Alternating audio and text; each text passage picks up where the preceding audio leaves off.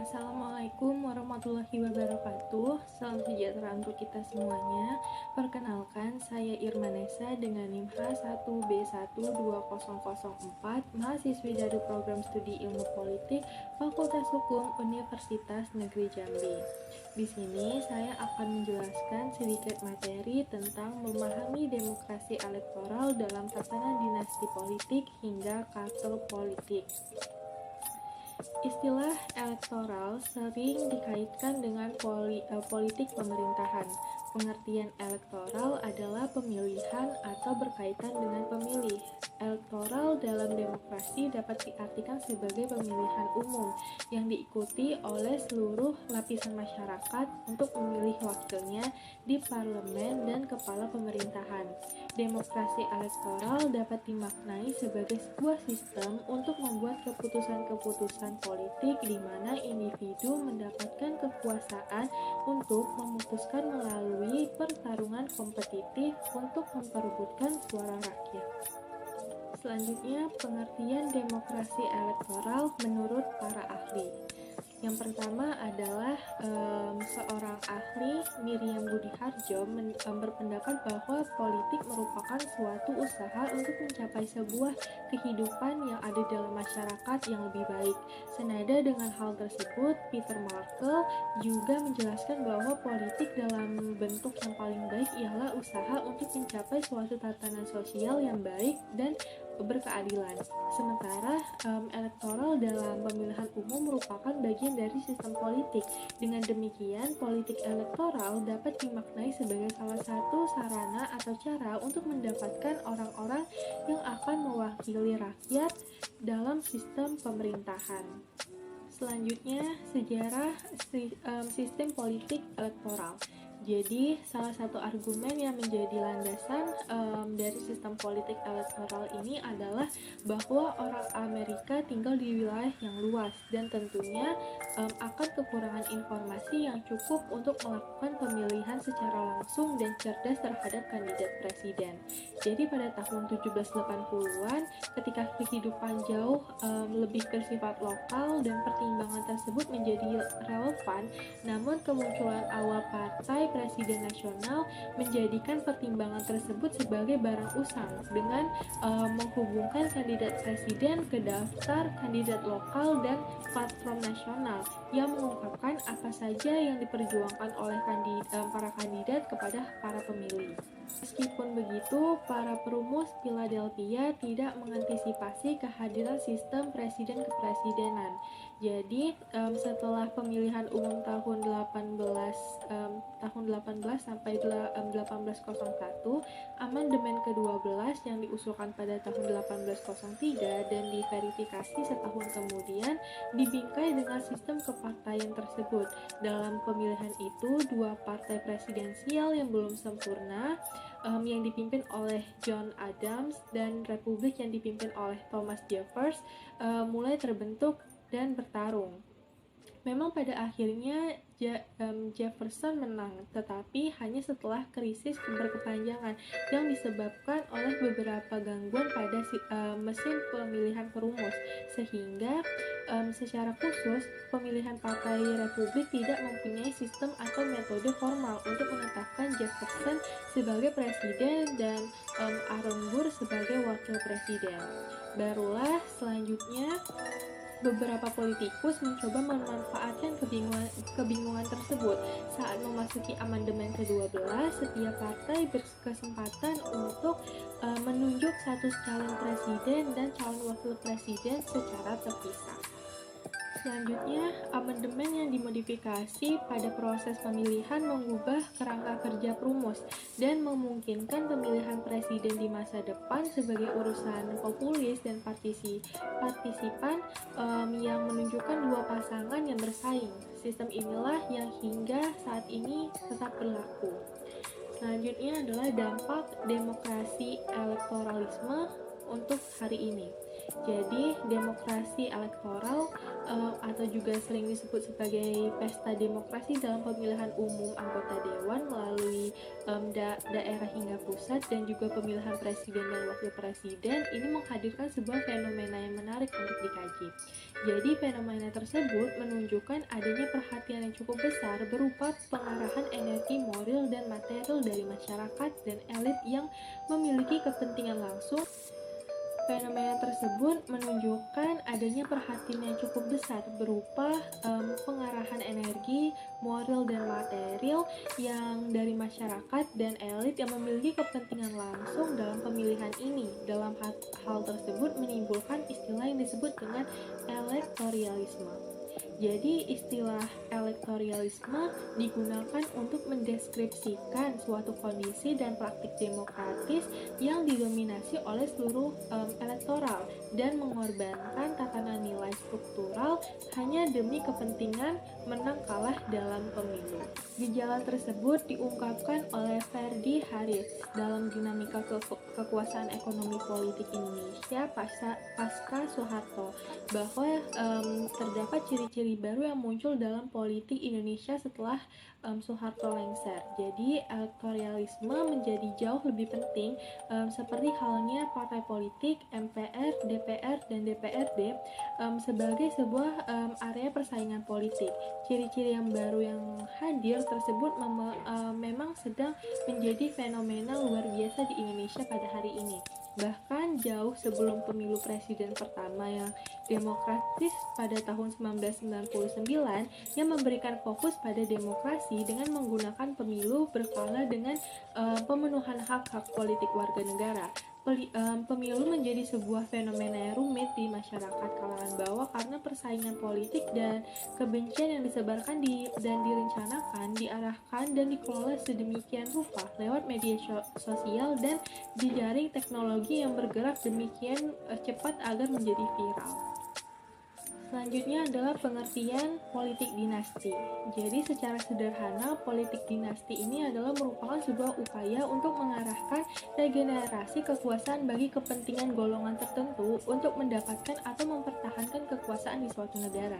Jadi kata dinasti sendiri dalam Kamus Besar Bahasa Indonesia diartikan sebagai keturunan raja-raja yang memerintah atas semua yang berasal dari kekeluargaan. Dan karena politik di Indonesia menganut sistem demokrasi dan bukan kekerajaan atau monarki, maka muncullah istilah politik dinasti. Jadi dikutip dari Historia, sejarawan Universitas Gadjah Mada, Sri Margana menyebutkan bahwa politik dinasti di Indonesia bukan hanya sekedar fenomena, tapi juga tradisi. Karena tradisi tersebut bermula dari budayanya feodalisme di Nusantara yang juga menganut sistem patriomonalisme. Jadi patriomonalisme sendiri adalah istilah yang menyebutkan rezim pemerintahan di mana penguasa ini tergantung pada kecakapan untuk mempertahankan kesetiaan para elit politik. Menurut Pujo Rahayu Rizan, seorang pengurus Asosiasi Ilmu Politik Indonesia, menyebutkan dinasti politik ibarat pisau bermata dua, karena di satu sisi praktik politik dinasti ini merampas hak orang lain sebab berpotensi menggunakan cara-cara yang tidak benar dan melanggar prinsip demokrasi dan hak asasi manusia. Sementara di sisi lain, pelanggaran terhadap seseorang yang memiliki hak untuk dipilih akan mencalonkan diri sebagai kepala daerah kebetulan merupakan bagian dari dinasti politik tertentu juga melanggar hak politik seseorang sehingga bertentangan dengan asas-asas demokrasi. Atas dasar tersebut, maka Mahkamah Konstitusi menilai pelarangan yang dimaksud bertentangan dengan konstitusi sehingga politik dinasti dihalalkan melalui keputusan MK nomor 3 PPU nomor 13 tahun 2015. Larangan keluarga tertentu untuk mencalonkan diri bertentangan dengan pasal 28J ayat 2 Undang-Undang Dasar 1945. Menteri Koordinator Bidang Politik Hukum dan Keamanan Mahfud MD dalam suatu kesempatan pernah berpendapat bahwa tidak ada aturan hukum manapun konstitusi yang melarang kerabat pejabat publik untuk maju dalam pemilihan kepala daerah atau pilkada. Dan hal-hal yang mengakibatkan munculnya dinasti politik ini adalah yang pertama adanya ada keinginan dalam diri ataupun keluarga untuk memegang kekuasaan, dan adanya kelompok terorganisir karena kesepakatan kebersamaan dalam kelompok sehingga terbentuklah penguasa kelompok dan pengikut kelompok. Selanjutnya adanya kolaborasi antara penguasa-penguasa untuk menggabungkan kekuatan modal dengan kekuatan politisi, dan adanya pembagian tugas antara kekuasaan politik dengan kekuasaan modal sehingga mengakibatkan terjadinya korupsi. Selanjutnya, kartel politik. Jadi, kartelisasi merupakan sebuah sistem pengelolaan yang diambil dari ilmu ekonomi. Jadi, menurut Kamus Besar Bahasa Indonesia adalah persetujuan sekelompok perusahaan dengan maksud mengendalikan harga komoditas tertentu. Jadi, pengertian ini merujuk kepada eksploitasi kekuasaan untuk kepentingan kolektif. Argumen mengenai terjadinya kartelisasi adalah kepentingan partai untuk menjaga kelangsungan hidup kolektif mengharuskan mereka membentuk kartel. Jadi kelangsungan hidup mereka bukanlah uang pemerintahan yang khususnya dialokasikan untuk mereka, tapi sumber keuangan mereka didapatkan dengan pemburuan proyek-proyek yang ada di pemerintahan. Tetapi yang lebih penting adalah persaingan sehat antara partai tidak akan pernah terwujud ketika korupsi masih menjadi tradisi dalam sistem politik pada suatu negara. Perlu diingat bahwa negara merupakan organisasi tertinggi yang mempunyai legitimasi khusus untuk mengatur dan membentuk sebuah aturan. Jadi hari ini kenyataannya peran pemerintah di bidang ekonomi sangat tinggi, dan di Indonesia korupsi masih terjadi tradisi kental, sehingga pembahasan bahwa partai menjadi organisasi paling dominan dalam sebuah negara menjadi bahasan khusus untuk menganalisis keuangan sebuah partai. Selanjutnya adalah oligarki politik.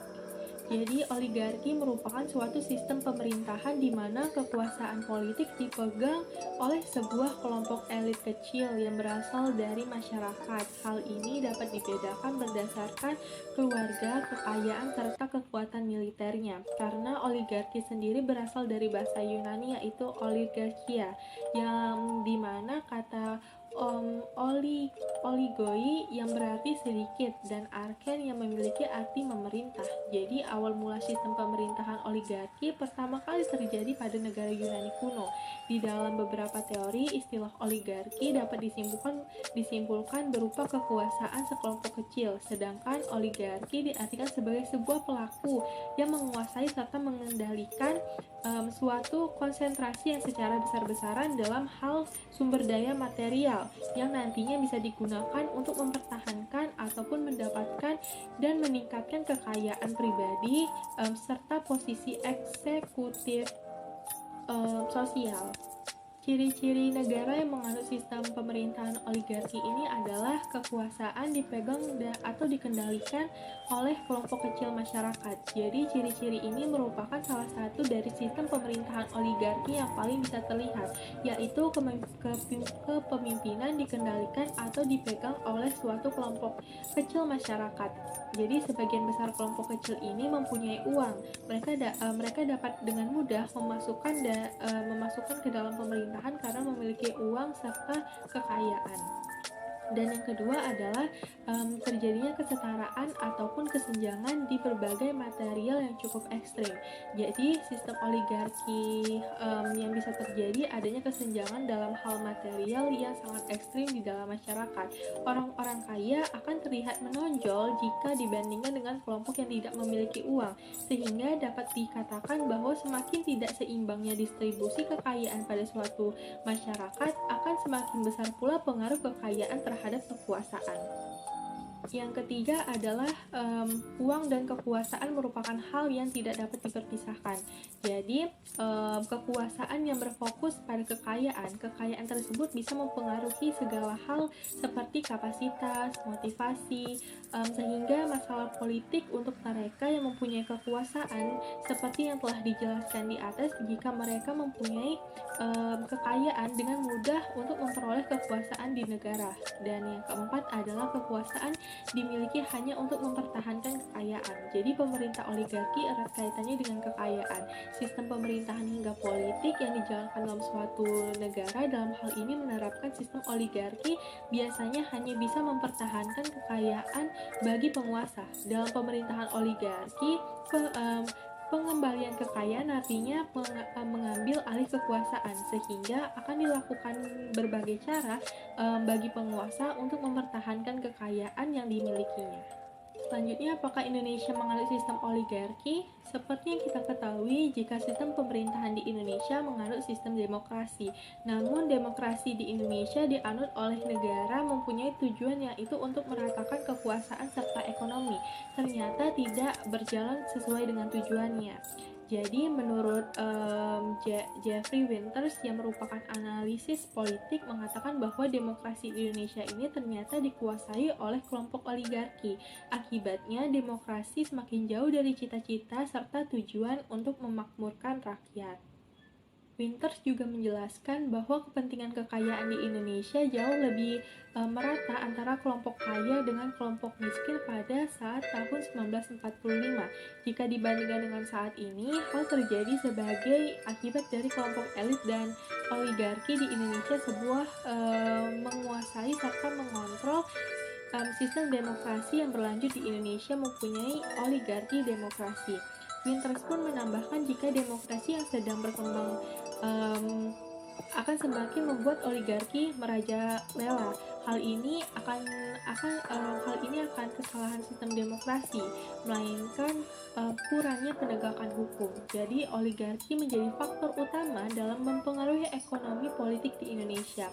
Oligarki sudah ada sejak masa Orde Baru yang dipimpin oleh Soeharto dan terus berlanjut hingga runtuhnya pemerintahan Soeharto yang semula oligarki sultanistik menjadi oligarki penguasa kolektif. Lantas oligarki tidak hilang begitu saja, justru terdapat penekanan tentang bagaimana kekuasaan oligarki Indonesia di kontemporer. Jadi menurut Richard Robinson serta Ferdi Haris di dalam bukunya yang berjudul Reorganizing Power in Indonesia, The Politics of Oligarchy in the Age of Market, mereka menjelaskan jika oligarki yang terjadi di Indonesia tidak hilang pasca reformasi. Justru oligarki terus bertransformasi dengan cara menyesuaikan konteks politik di Indonesia yang didorong oleh neoliberalisme. Setelah kejadian krisis ekonomi pada tahun 1998, oligarki bertahan menjadi tokoh utama dalam dunia bisnis di Indonesia. Baiklah, itulah yang bisa saya sampaikan. Kurang lebih mohon maaf. Saya akhiri. Wassalamualaikum warahmatullahi wabarakatuh.